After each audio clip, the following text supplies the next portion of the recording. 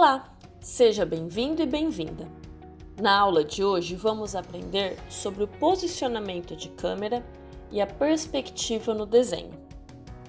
Você já reparou que dependendo da posição como nós olhamos os objetos, nós enxergamos diferentes partes deles?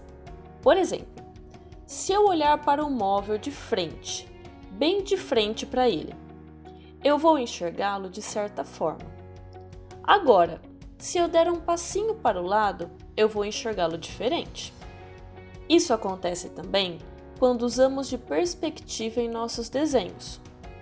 Uma vez que observar as coisas ao nosso redor nos ajuda a localizar onde cada coisa está com relação a nós mesmos.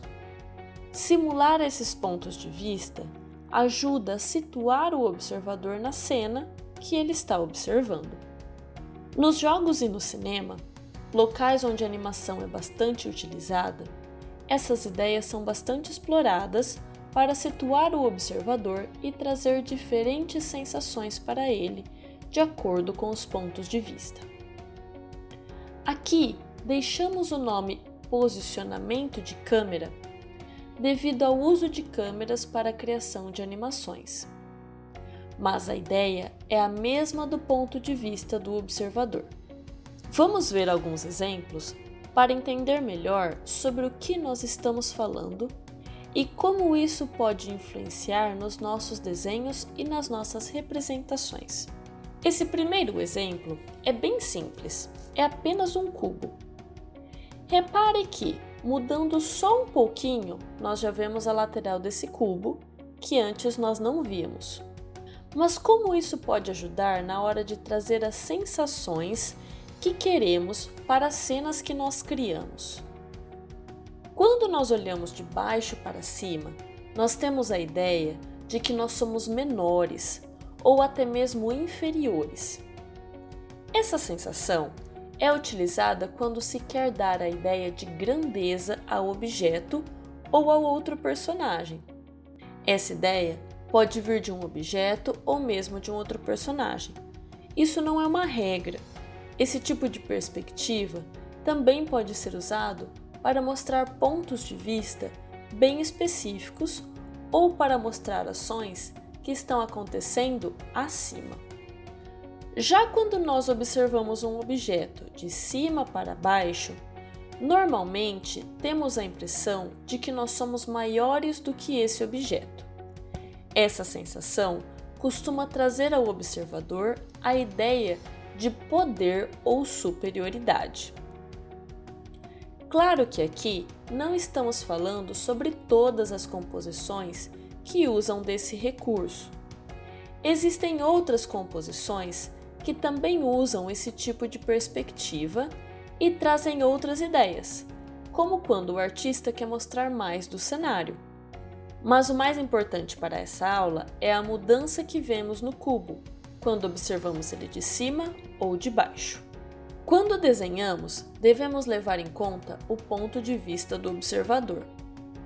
Se fizermos uma árvore, por exemplo, e o observador estiver olhando de baixo, ele verá uma parte da copa diferente do que se ele estivesse olhando por cima.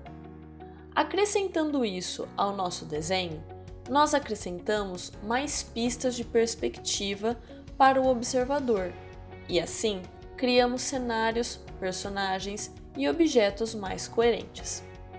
Pode parecer algo bem básico, mas que muitas vezes, quando desenhamos, esquecemos justamente por querer retratar vários outros detalhes.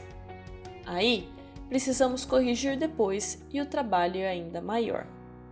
Para fazer isso, o ideal é que tenhamos referências e também que treinemos desenhar sob diferentes pontos de vista.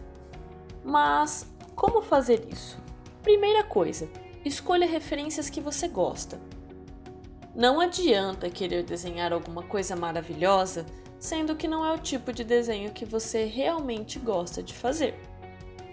Assim, escolha desenhos que você gosta de fazer, coisas que você gosta de trabalhar e um estilo de desenho que você gosta bastante. Até porque você provavelmente vai ficar algumas horas trabalhando nesses desenhos. Faça o mesmo objeto sob diferentes pontos de vista. Procure referências deste objeto ou vire ele se for um objeto que está na sua mão. Coloque-o em lugares diferentes para você observá-lo sobre pontos de vista diferentes e retrate o que você vê. Escolha coisas simples e desenhe pontos de vista diferentes do que você costuma trabalhar. Você pode começar por formas geométricas, como cubos, cones e cilindros, por objetos simples que se pareçam com formas geométricas ou que tenham poucas formas complexas. Podemos citar aqui as frutas como bons exemplos para esse tipo de treino. Faça desenhos simples enquanto você está fazendo esse tipo de treino. Não é necessário desenhar algo muito detalhado. Mais importante do que os vários detalhes são as formas em uma proporção correta, respeitando também a perspectiva. Você pode fazer vários esboços rápidos e mesmo sombrear rapidamente para conseguir manchas e dar a ideia de volume ao objeto. Vamos ver um exemplo desse tipo de treino. Repare que aqui o artista desenhou um objeto simples. Ele não se ateve muito às sombras realistas, em seus mínimos detalhes ou em encontrar um tom correto. Mais importante foi apenas simular essas sombras para dar a ideia de perspectiva aos objetos desenhados. Ao mesmo tempo, ele se preocupou em desenhar a base onde cada um estava. Repare naquela sombra desenhada embaixo de cada objeto. Ela demonstra a posição dessa base, que poderia ser qualquer superfície reta. Outro ponto importante a ser observado são os diversos detalhes na forma.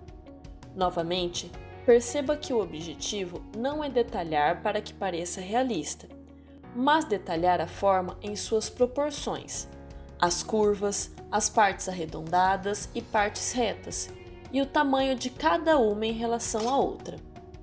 Aqui vale lembrar que não importa se você gosta de desenhos mais ou menos realistas.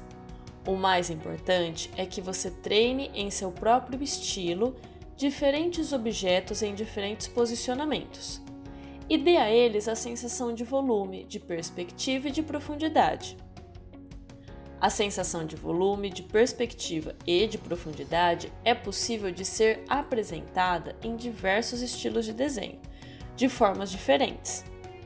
Tente desenhar em estilos diferentes. É o treino do desenho que vai direcionar você a encontrar o seu próprio estilo. A nossa aula se encerra por aqui. Eu espero que você tenha gostado. Um grande abraço e até mais!